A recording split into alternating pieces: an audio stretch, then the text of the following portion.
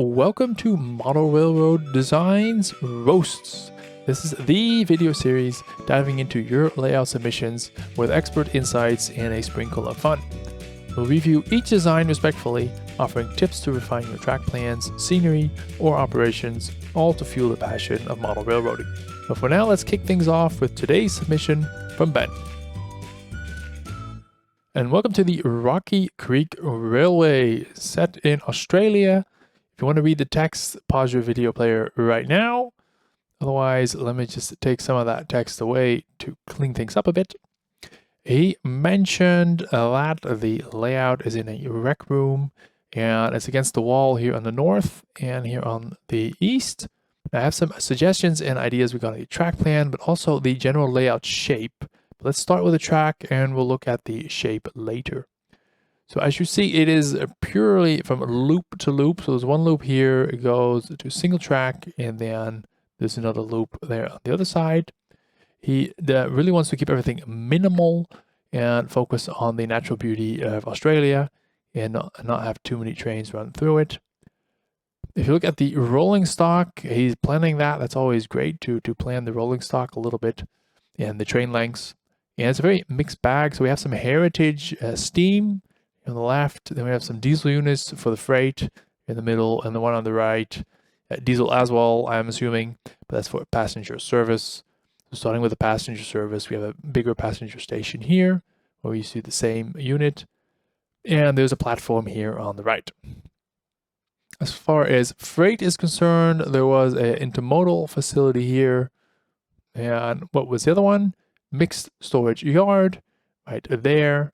Here, right there, the preservation steam train can be parked there, some extra cars there.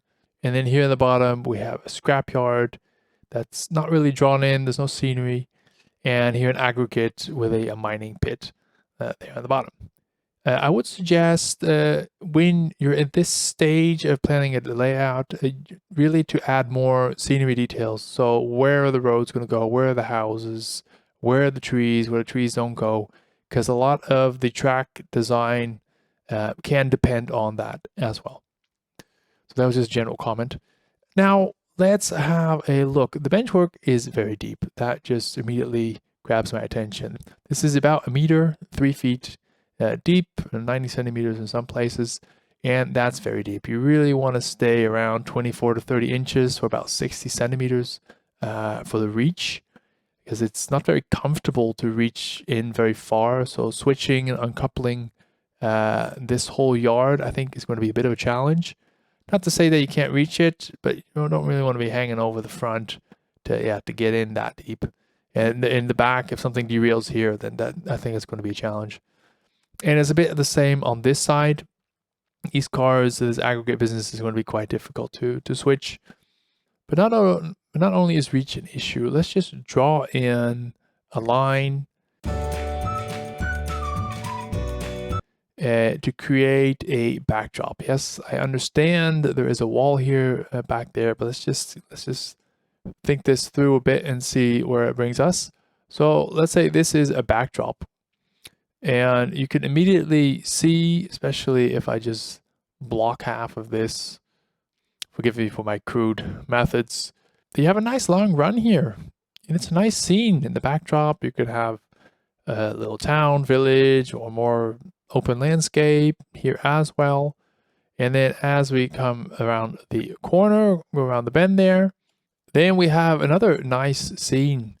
And I always find that the run just looks longer if you have a backdrop. Now, instead of one open area, in this case, that you see immediately when you walk into the room, you can see the entire track, you can see the layout. Even if you have some trees here or a hill, you're going to see everything all in one glance. Just create a scenery divider. The layout just looks bigger. I mean, I think it already looks bigger. This is just the design itself.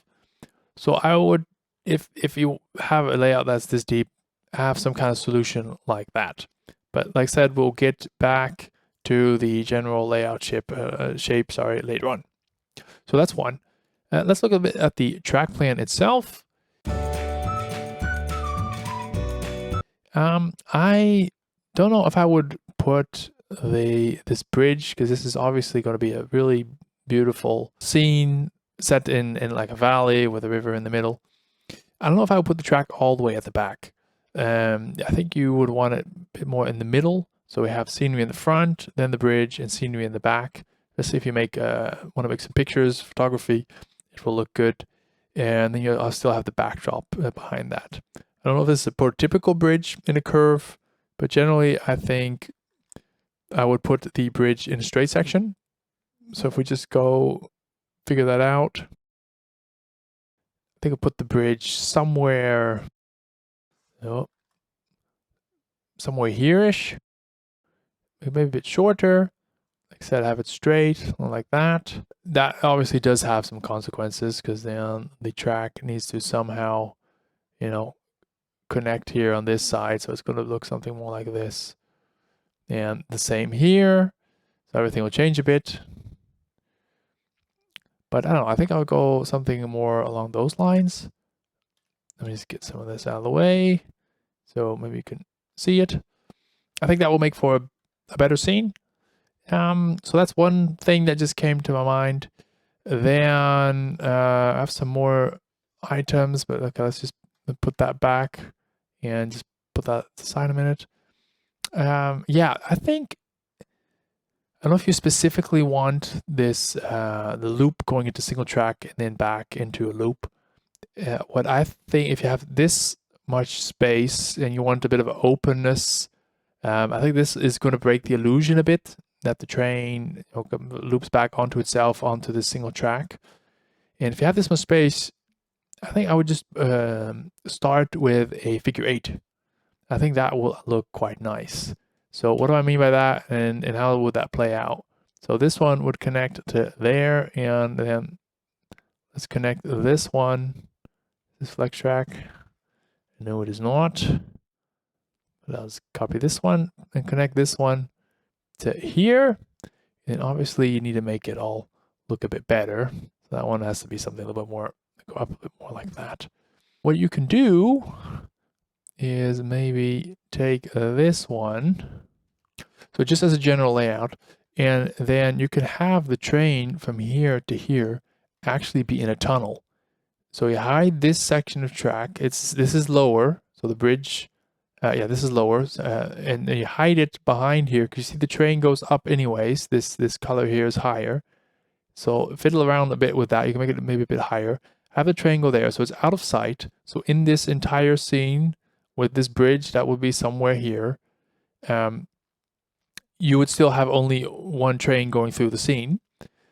But as an overall layout, I think it would look a bit, different, better. So you don't have these two tracks that converge onto a single track anymore. You just have this single line that goes all the way here, really to give a sense of space, distance, and ruralness, that you're in the middle of nowhere.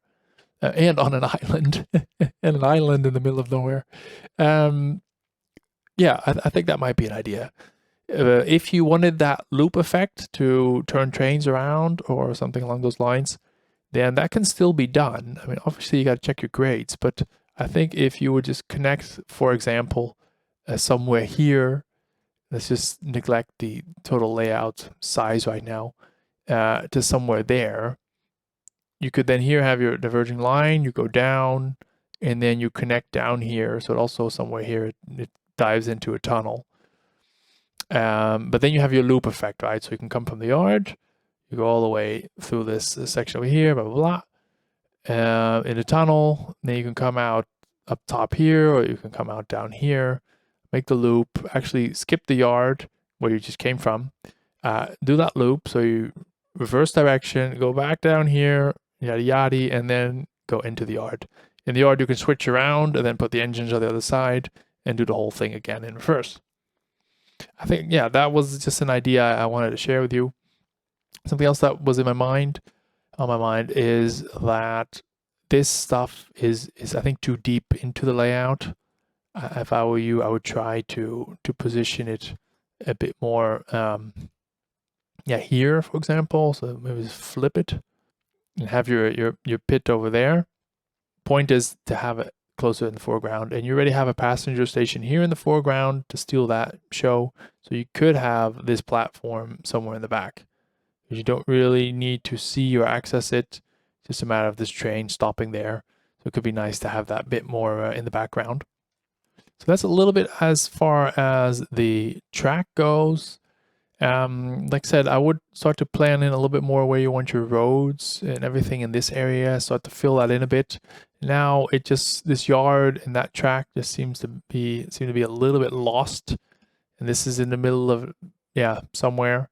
And I think you'll start to see that once you start to, I think you see once you plan everything in, that it quickly becomes bigger. You might to condense it or place certain elements in different locations just to keep the one scene a bit more tight, to have more space between the different scenes. Hope that makes any sense. So now the layout shape, I did want to talk about that. So this is in a rec room. You said there's a wall here at the top and a wall on the right.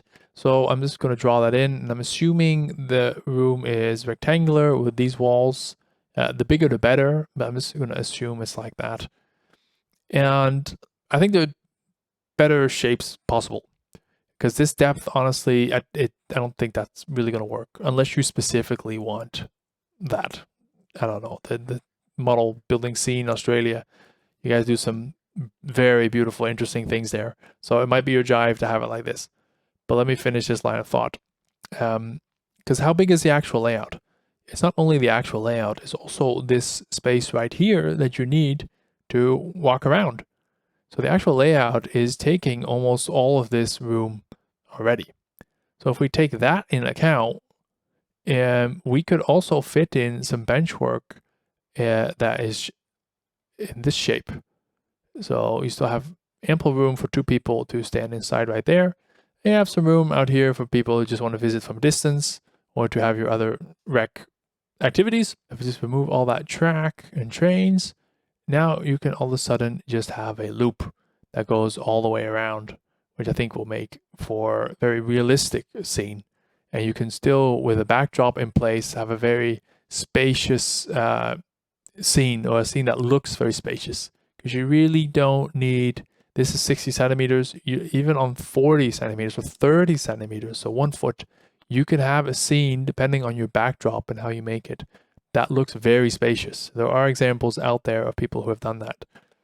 So you don't actually need this 90 centimeters depth or a meter just to get that feel. It's way more about the backdrop and the layers you make in between, so it's bushes, fences, roads, etc., to create that depth or the illusion of depth. So this is one way you could do it. Now, of course, if I go back a bit, I'm cheating because there's a lot of dual use space here. So by that I mean, let me just give an example. Let's say here you have like a pool table or a foosball table or whatever table. When you're operating trains, you stand here, but this is a dual use space because you also use it for when you're playing games on this table. And obviously, when you make the layout like this, that's not really going to work anymore. So I don't know the exact situation. Maybe you have the room, the entire room, or maybe you don't. We have to share it with other members in the family. Let's say you would have a room, just continuing the line of thought, the train of thought, then I would probably just extend this one. Let me get rid of some of the stuff. Extend that one, have wherever the door is, some lift gate. And then if you see, like this, we don't have really much space left. But then if we make one shelf just to get the train from one side of the room to the other, then all of a sudden we would have some space in the middle. We nibble a little bit off the aisleways to have, for example, staging or some big industry or something. This would be, I think, by far the most optimal use of the entire space that we just claimed for our hobby. So I hope, Ben, that was useful. And if you want your own layout or roasted, check the links in the usual places how you can submit your design. That's all for today. Thank you very much. Bye-bye.